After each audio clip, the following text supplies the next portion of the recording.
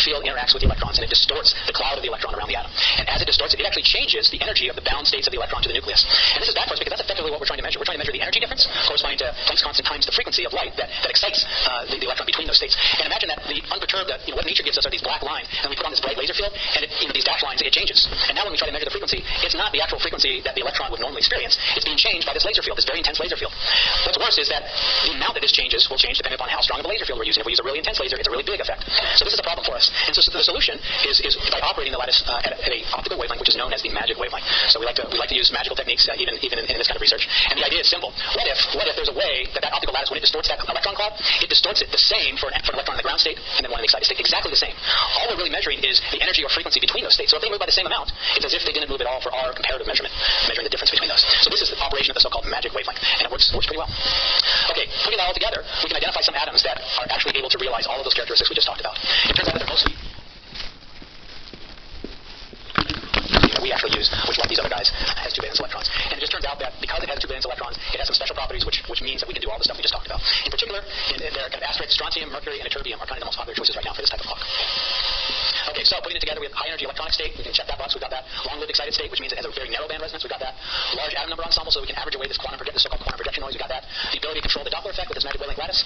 Okay, so we've got everything we need to. Here's the same picture of that same optical lattice experiment that I showed you, but now we turn off the lights and we played some tricks with the exposures so you can see the laser beams a little bit more.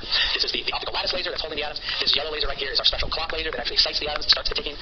This kind of purple blue and that green laser are what actually cool the atoms down for us.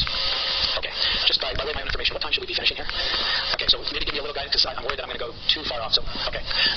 So the question is, how good can these clocks be? Well, to kind of really think about the right way to characterize that, I wanted to start with a simple example. We know that if we flip a coin, there's a 50% chance we get heads, 50% chance we get tails. But let's pretend that someone asked us to prove that to them. And so we had to do an experiment. We get out a quarter and we start flipping it. And of course, it's in principle a random process. It could be that the first couple times we keep getting heads. So if you ask me after 3 flips, what's the probability? I could give you the wrong answer. I don't have a very good answer for you. But if you let me flip it 10 times, 100 times, 1,000 times, I'm going to start giving you a really good answer. And we can kind of plot that here as my statistical uncertainty with how well I can tell you the average really improves the number of times I toss that coin. This is just kind of straightforward statistics, averaging away over a random process. Well, for a clock, what really matters for making a good measurement of time is the fundamental limit to how good we can measure time is, that pendulum that's swinging back and forth, how stable is the oscillation frequency of that? Does it always oscillate at exactly the same rate, or sometimes does it slow down or speed up based upon, I don't know, the temperature or the humidity, or if someone bumps into it? If it changes for any reason, then that means we're not going to be able to measure time very well because our time base is changing. So for a clock, you can characterize what typically we call as the clock instability. How unstable is the clock as a function of measurement time? And the same kind of thing, if I measure longer, that means I've made more measurements, and in principle, I'm able to average away the noise that creates instabilities in the clock system. And so, as a general rule, if I'm lucky, I'm going to be able to actually improve my measurement instability, which is almost identical to the precision that I can measure time with. I'm going to improve that over time. And there's a formal name for this type. It's a 2-sample statistical tool called the Allen deviation. So I'm going to show you a couple plots with that, but I wanted to describe roughly what it is. So here's the experiment. We have 2 optical lattice clocks based upon ytterbium. We need 2 of them because we think that one of them is so darn good that we cannot measure it against anything else because it's better than anything else. And so we need 2 of them so they can measure against each other, and we might be able to see how good they are. So there's 2 of them.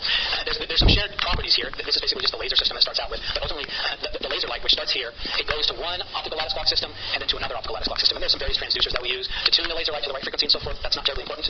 We make measurements and compare these 2 systems, and this is what we see. This is, again, is a measurement of how unstable the clock is as a function of our measurement time. And we are fortunate it has a noise process that does average down. If we wait longer, it gets better. And eventually, if we wait long enough, in this case for about 25,000 seconds, I think that's like 7 hours, we can actually get a stability corresponding to a precision of 1 part 10 to the 18. So that corresponds to the measurement of 1 second over the age of the universe, 14 billion years. This is now an exciting number for us. This is what, when we're thinking about the gravitational redshift, this is 1 centimeter of elevation change, what this clock can do. Under this data, which are these red dots, is a blue line, and this is our best estimate of what we think the clock should be operating at, based upon first this so-called quantum projection noise, this quantum noise that we have to average through, and another important effect called aliasing that I'll describe in just a minute. And so actually the performance of the clock mirrors pretty well what we think it should be. Just I'll mention this is a logarithmic scale on both axes, so we start out at short times measuring at part 10 to 16, but eventually at longer times we get about 2 orders of magnitude gain down to part 10 to 18. Okay, so we get excited about that level of performance because it really opens the door for these new potential measurement applications. To just give some perspective, here's some of these other fancy atomic clocks that I've been describing. This hydrogen maser that actually is commercially available but costs a good fraction of $1 million.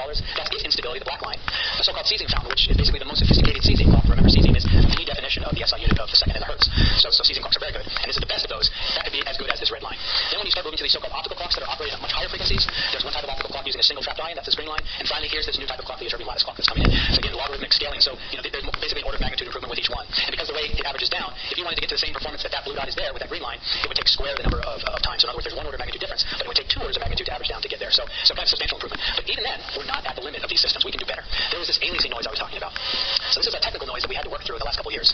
Probably the most obvious example of aliasing, I think, is when we look at a car commercial and we see the car driving by, and every once in a while it seems like those wheels are turning backwards, right? And that's simply because the speed, the revolutions of those wheels is slightly slower than the frame rate rate of the camera taking the pictures. And so kind of like as if we were blinking our eyes real quick, we would be looking at it each time where it seems like it's going backwards, and it's only because we're just looking stroboscopically at what's going on. So this is aliasing, the idea that there's some process happening at a higher frequency that because we sample at a particular frequency, it appears to happen at a much lower frequency. In this case, could even have a negative sign going as if the wheels are going backwards. Same kind of thing happens in atomic clocks, it turns out. So I take my laser and I shine it on the atoms. Unfortunately, I'm not shining it on the atoms all the time. I've got to spend time in this clock laser cooling the atoms. I've got to spend time measuring when I ask the atoms, did you get excited or not? That all takes time, which means I can only spend part of the time shining this clock laser on them to try to measure the ticking rate of the atoms. It's kind of like this. If I describe our experimental cycle, we spend some time actually making the measurement of the atomic ticking. I'll call that probing the clock. But then we spend other time doing readout or vibration. So anyways, we are only making meaningful measurements every once in a while.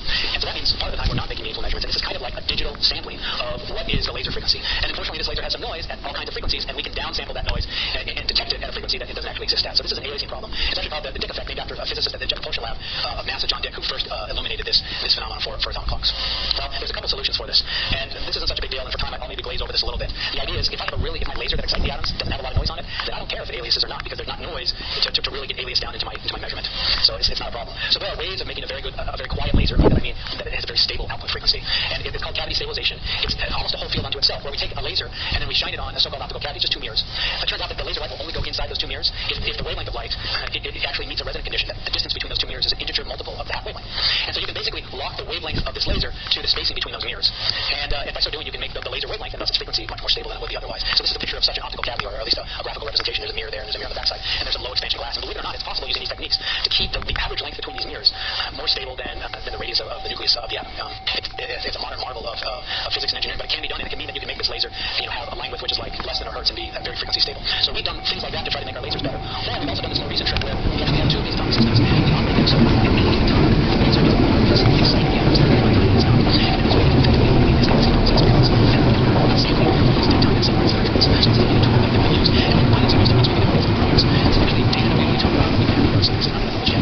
Where we've been able to make that same kind of measurement. In this case it's about 1.5 10 to the minus 18. Before it took us 7 hours. Now we can do it in about 5,000 seconds, which what's that? That's like so 10 minutes, 50 an hour or so. Yeah, thank you. In an hour, yeah. So we're doing pretty good there now. This is starting to get interesting for us because now this is the name of the game: is can we make these useful measurements, these really exciting measurements, on a useful time scale? Okay, so it just keeps getting better. And I'll say even now we're not at the limit. These systems are capable of more. So as I kind of go towards the end here, there's an important aspect that I haven't talked about. I've mostly been talking about right now how stable are these clocks, which determines how precisely we can measure time. But there's a whole other concept here, which is the accuracy. And what I mean by that is, let's pretend that in this pendulum clock, that pendulum is swinging back and forth, and it never changes its oscillation frequency. It's always the same. We think it's oscillating once a second, but it's actually oscillating once every 0.9 seconds. So it's not changing. It's incredibly stable. We can make, in principle, very precise measurements with it, but we'd be wrong because we think we know the time base, but we don't know the time base. And this is accuracy for a timepiece. In our case, for the atom, what we mostly worry about is when we are trying to measure the ticking rate of the atom, we're wondering, is this the ticking rate that Mother Nature gave? Is this really what the universe has provided for us? In other words, we want our atoms to be 100% natural. We don't want anything else going on. When in reality, we know in the real world, there are magnetic fields, there's electric fields, there's light fields, there's other atoms bunking into these atoms, all these things that ultimately change the electronic behavior of the atom, and thus will change the ticking rate of the atom. So the name of the game for accuracy is trying to understand all of these effects that go on and controlling them and characterizing how big of a problem they are. So what we do is stuff like this. We make a so-called uncertainty budget where we make a list of everything that we can think of that would mess up the ticking rate of this atom. And then we try to either devise a model based on first principles to compute how large an effect this is, or more preferably, try to devise an experiment in order to measure this influence and characterize how well are we able to measure the true natural oscillation.